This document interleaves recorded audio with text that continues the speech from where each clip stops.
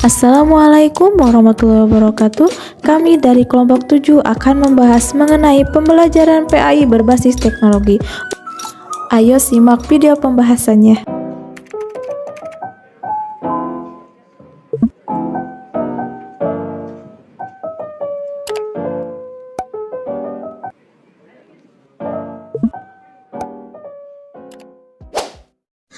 Assalamualaikum warahmatullahi wabarakatuh.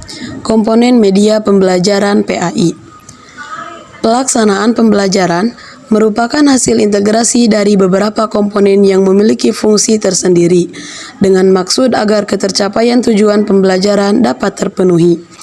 Ciri utama dari kegiatan pembelajaran adalah interaksi antara siswa dengan lingkungan belajarnya, baik itu dengan guru, teman-teman, alat pembelajaran, media pembelajaran, dan atau sumber belajar lainnya. Komponen-komponen tersebut antara lain tujuan, sumber belajar, strategi pembelajaran, media pembelajaran, dan evaluasi pembelajaran. Salah satu dari komponen media pembelajaran adalah media pembelajaran tersebut memiliki beberapa fungsi. Di antaranya 1.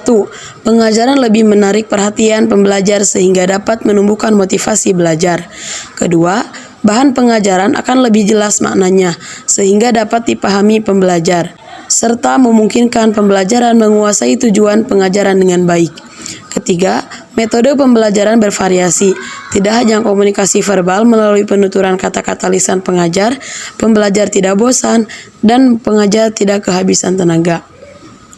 Sekian dari saya. Wassalamualaikum warahmatullahi wabarakatuh.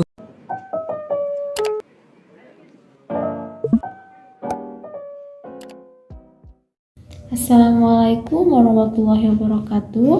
Mengenai penjelasan selanjutnya, yaitu kita akan bahas mengenai macam-macam media pembelajaran, yang dimana media pembelajaran ini sangat penting menjadi faktor pendukung dalam proses pembelajaran.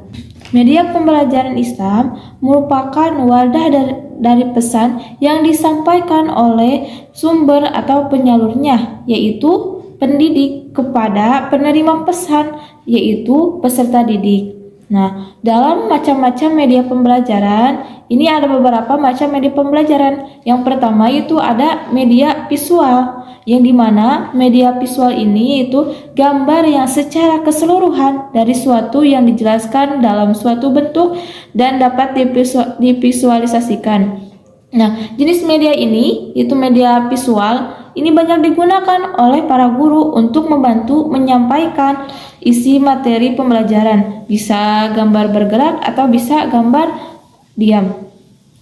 Nah, yang selanjutnya yaitu ada media audio, yang dimana media ini mengandung pesan dalam bentuk auditif atau hak dapat didengar, yang dapat merangsang pikiran, perasaan, perhatian, dan kemampuan para siswa untuk mempelajari bahan ajar.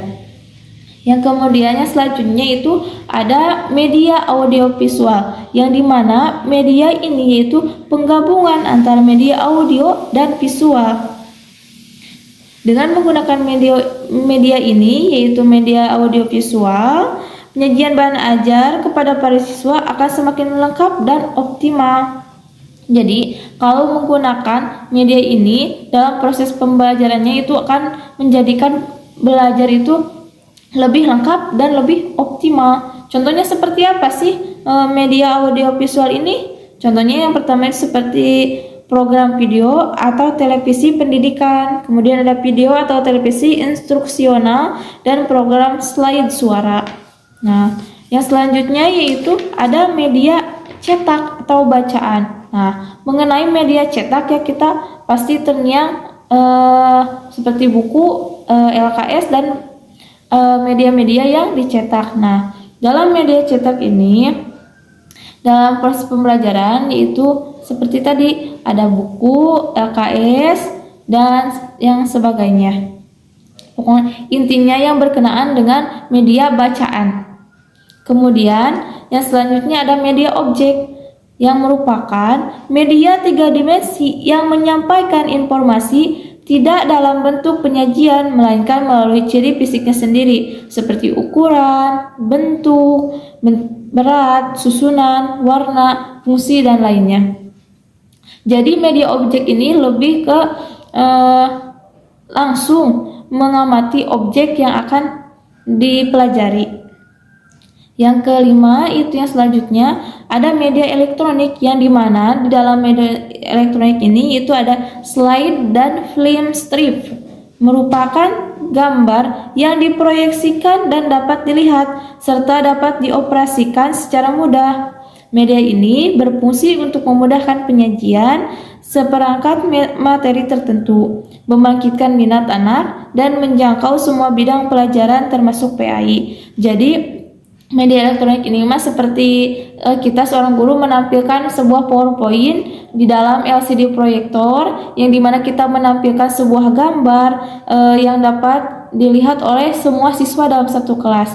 Nah, media ini membantu untuk menjadikan pembelajaran lebih menarik, lebih efisien, dan semangat anak untuk belajar itu kembali bersemangat dalam belajar. Yang kemudian yang 6 ada film. Nah, media film ini biasanya ya kalau di PAI mungkin bisa dalam mata pelajaran sejarah kebudayaan Islam, yang dimana kita menampilkan sebuah film yang bersangkutan dengan sejarah itu, seperti tentang Perang Badar, gimana Perang Badar, kita tayangkan videonya. Nah, itu termasuk ke dalam media film. Nah, kenapa sih dalam pembelajaran itu harus ada media pembelajarannya? Ya jelas, karena itu merupakan suatu faktor pendukung dalam pembelajaran, dan media pembelajaran ini sangat penting karena guna tercapainya suatu tujuan pembelajaran yang telah ditetapkan. Mungkin dari saya cukup sekian. Assalamualaikum warahmatullahi wabarakatuh.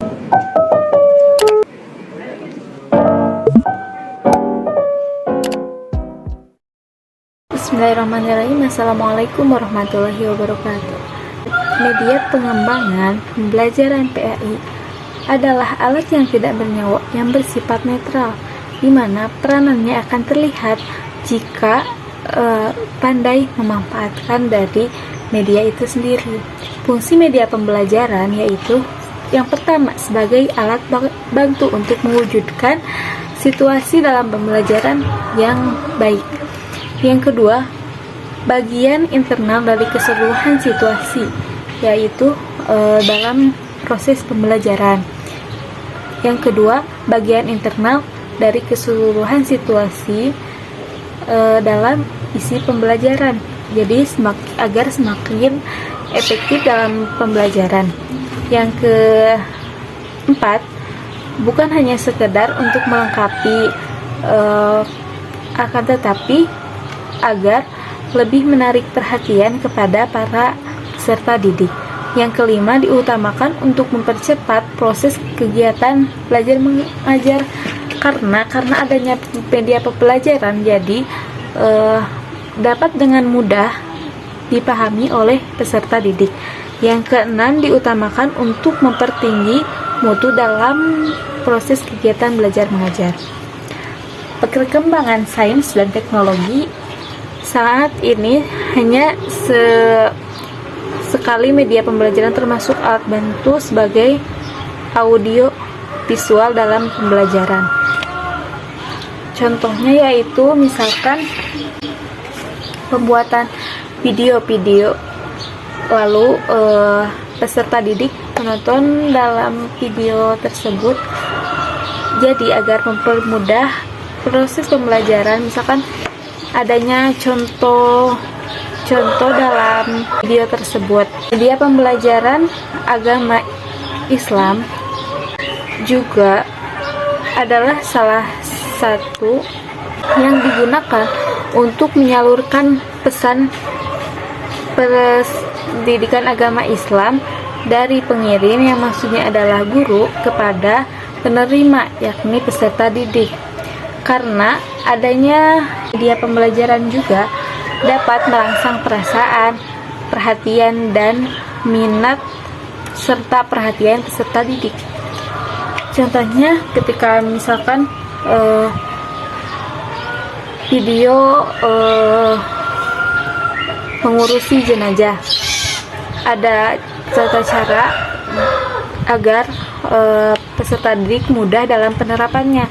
Jadi setelah misalkan nonton untuk proses jenazah, nah lalu para peserta didik dapat mempraktekannya. Misalkan untuk lembaran kain dalam membungkus jenazah berapa untuk laki-laki, berapa untuk perempuan, berapa.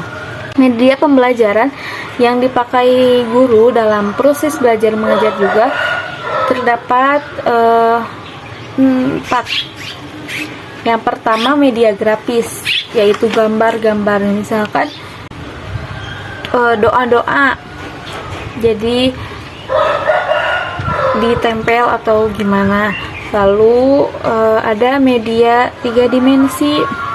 Yang ketiga ada media proyeksi pengembangan pembelajaran. Yang keempat lingkungan sebagai media pembelajaran. Ya, maksudnya lingkungan sebagai media pembelajaran bagaimana? Jadi pemanfaatan yang berada di lingkungan tersebut sebagai media dari pembelajaran. Terima kasih. Assalamualaikum warahmatullahi wabarakatuh.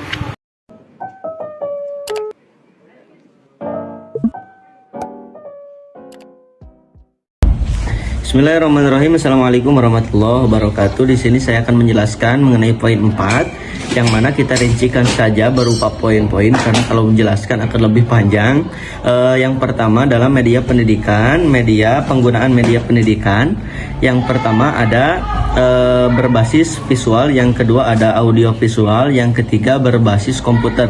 Nah, dalam media pendidikan yang berbasis visual ini adalah suatu media yang sangat familiar yang digunakan oleh guru-guru, sehingga dalam media pendidikan ini akan lebih mudah.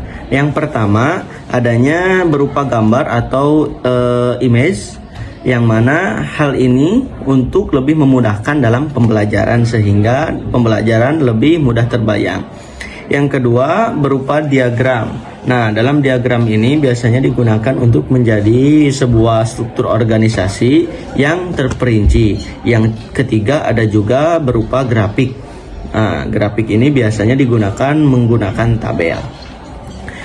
Selanjutnya media itu kan media pendidikan yang berbentuk tidak gerak. Ada juga yang gerak, diantaranya itu menggunakan film sehingga alur cerita itu lebih menunjang dan lebih jelas, juga lebih konkret dalam pembelajaran.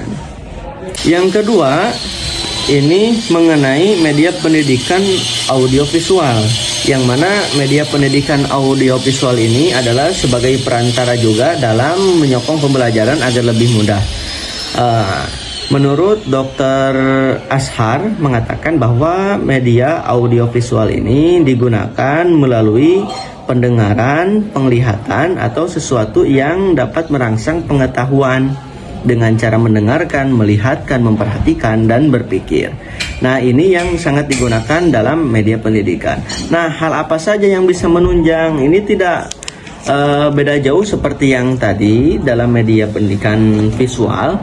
Ini ada yang berupa gerak ataupun juga diam. Di antaranya ada yang gerak melalui film ataupun yang lainnya, dan yang gerak itu merupakan gambar atau lukisan.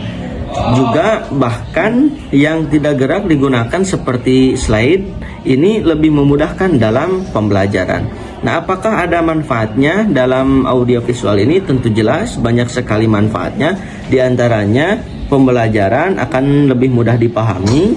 Yang kedua, pembelajaran akan lebih aktif sehingga guru dan murid bisa saling memahami satu sama lain dalam pembelajaran.